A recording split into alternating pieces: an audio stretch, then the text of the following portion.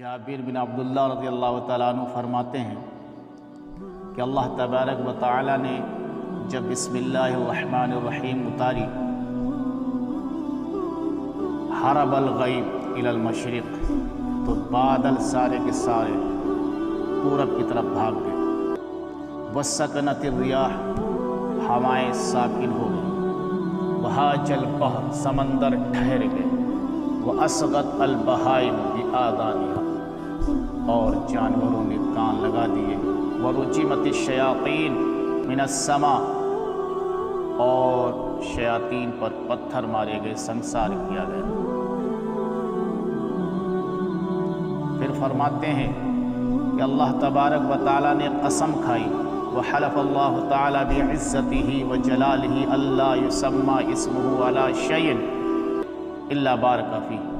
اللہ تبارک و تعالیٰ نے اپنی عزت اور اپنے جلال کی قسم کھائی کہ یہ میرا پیارا نام یعنی بسم اللہ الرحمن الرحیم جہاں جہاں جس چیز پر پڑھا جائے گا، بسم اللہ الرحمن الرحیم کو جس جائز اور حلال موقع پر، جس جائز اور اچھی چیز پر پڑھا جائے گا، اللہ تبارک و تعالیٰ اس میں برکت عطا فرمائیں گے۔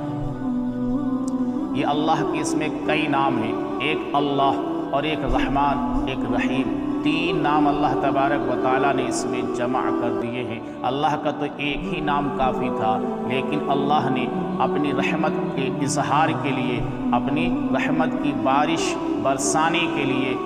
دو نام اور شامل فرما دیے۔ صاحب تفسیر کبیر نے ایک واقعہ لکھا ہے کہ موسیٰ علیہ السلام کی آمد سے پہلے فرعون نے ایک گھر بنایا تھا۔ اس گھر کے دروازے پر بسم اللہ لکھا ہوا تھا۔ موسیٰ علیہ السلام کی آمد ہوتی ہے، موسیٰ علیہ السلام اس کو سمجھاتے ہیں، موسیٰ علیہ السلام ایک اللہ کی طرف اسے بلاتے ہیں، توحید کی دعوت دیتے ہیں، اپنی رسالت اور نبوت کی دعوت دیتے ہیں، اس کو سمجھانے کی ہر ممکن کوشش کرتے ہیں، لیکن اپنے سمجھانے کا اثر اس پر محسوس نہیں کرتے ہیں، اپنی دعوت کا اس کے اوپر اثر کوئی محسوس نہیں کرتے ہیں، یعنی اس کے اندر کوئی بھلائی محسوس نہیں کرتے ہیں، اس کے اندر کوئی خیر محسوس نہیں کرتے ہیں، اس کے اندر کوئی بدلاؤ محسوس نہیں کرتے ہیں۔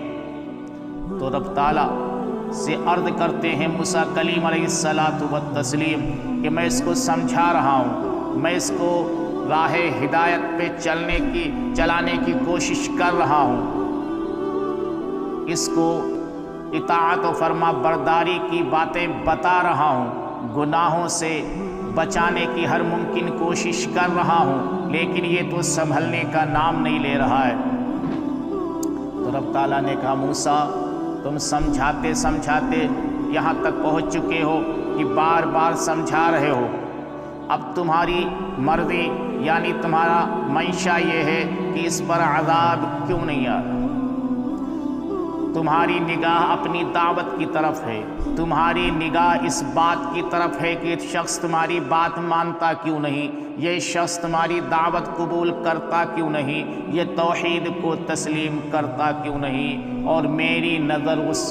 کلمے پر ہے جو اس نے دروازے پہ لکھ رکھا ہے، وہ ہے بسم اللہ۔ معلوم یہ ہوا کہ بسم اللہ فرعون نے دروازے پہ لکھ دیا تو وہ عذاب الہی سے بچا ہوا ہے، دنیا کے عذاب سے بچا ہوا ہے، محفوظ ہے۔ تو جو لوگ ہر جائز کام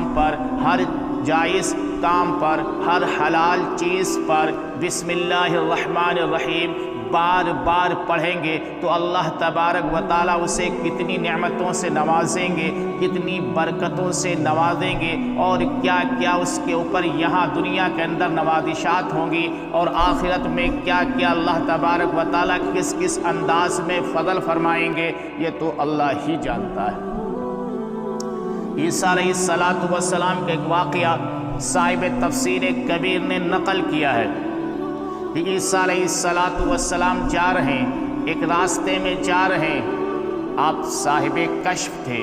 آپ تو صاحب نبوت و صاحب رسالت تھے، کشف کا ہونا تو حضرت عیسیٰ علیہ السلام کے لیے معمولی سی بات تھی، یا وحی کے ذریعے سے آپ کو یہ بات معلوم ہوتی ہے کہ یہاں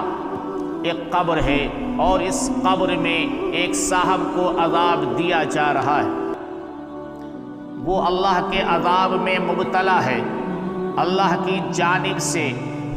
عذاب والے فرشتے اپنے کام میں مشغول ہیں، نت نئے انداز میں اس کو عذاب دے رہے ہیں اور وہ پریشان و بے چین ہے۔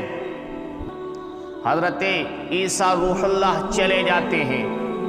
اپنے کام سے فارغ ہونے کے بعد، یعنی جہاں گئے تھے، جس مقصد سے گئے تھے، اس سے فارغ ہونے کے بعد جب لوٹتے ہیں تو منظر ہی بدلا ہوا نظر آیا۔ ابھی تو گئے تھے تو یہ عذاب میں مبتلا تھا، اب جب واپس آتے ہیں تو معاملہ ہی کچھ اور ہے۔ ابھی تو یہ غموں سے، پریشانیوں سے دو چار تھا، واپس آتے ہیں تو اللہ کی رحمت سے ہمکنار ہے۔ عیسیٰ علیہ السلام کو بڑی حیرت ہوئی، اللہ تبارک و تعالیٰ سے دعا کی، اللہ تبارک و تعالیٰ سے عرض کی، اللہ تبارک و تعالیٰ سے درخواست کی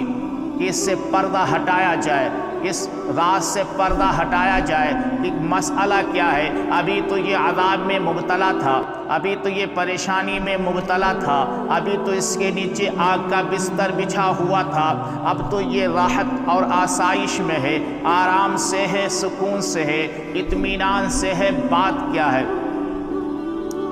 تو رب تعالیٰ نے کہا عیسیٰ جب یہ دنیا سے رخصت ہوا تھا تب سے یہ عذاب میں مبتلا تھا، تب سے یہ عذاب میں محبوس و گرفتار تھا، لیکن جب یہ دنیا سے رخصت ہوا تھا اس وقت اس کی بیگم امید سے تھی، اس کی بیوی کے پیٹ میں بچہ تھا، اس کی پیدائش، اس بچے کی پیدائش اس کے مرنے کے بعد ہوتی ہے۔ وہ عورت سلیقہ مند تھی، وہ عورت اللہ سے ڈرنے والی تھی، اس کے دل میں خوف و خشیت اللہ نے رکھ چھوڑا تھا۔ جب بچہ وہ پیدا ہوا اور اس لائق ہوا کہ وہ تعلیم حاصل کرے، جب وہ اس لائق ہوا کہ اللہ اس کے رسول کو پہچانے، تو اس کی ماں نے اسے ایک استاد کے حوالے کر دیا۔ وہ بچہ استاد کے پاس جاتا ہے اور استاد اسے بسم اللہ الرحمن الرحیم پڑھاتا ہے۔ اب عیسیٰ علیہ السلام تم ہی بتاؤ کہ جو شخص یا جو بچہ مجھے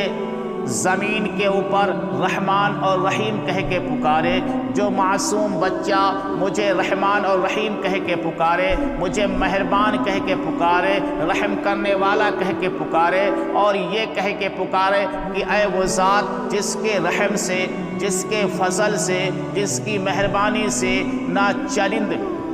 بچے ہوئے ہیں یا نہ چرند محروم ہیں، نہ درندے محروم ہیں، نہ کوئی کیڑے مکوڑے بچے ہوئے ہیں، محروم ہیں، یعنی کوئی بھی چیز، جتنی بھی اللہ کی مخلوقات پائی جاتی ہیں، جتنی بھی چیزیں پائی جاتی ہیں، سب کے اوپر اللہ کا رحم ہے، سب کے اوپر اللہ کا کرم ہے۔ اے کرم والے، اے رحم والے، اے کرم اور رحمت کے مالک اور خالق، اس انداز میں جو بچہ مجھے پکارے، تو اب اندازہ خود ہی لگاؤ، تم ہی خود ہی فیصلہ کرو کہ جو بچہ مجھے رحمان و رحیم کہہ کے زمین کے اوپر پکارے، میں زمین کے اندر اس کے باپ کو عذاب کیسے دے دوں؟ یہ تو میری رحمت سے بعید ہے، یہ تو میرے کرم سے دور کی بات ہے کہ بچہ مجھے رحمان و رحیم کہہ کے پکارے اور میں اس کو عذاب میں مبتلا، اس کے باپ کو عذاب میں مبتلا رکھوں۔ یہ میری رحمت سے نہیں ہو سکتا ہے، اور میری رحمت میرے غصے پر بھاری ہے۔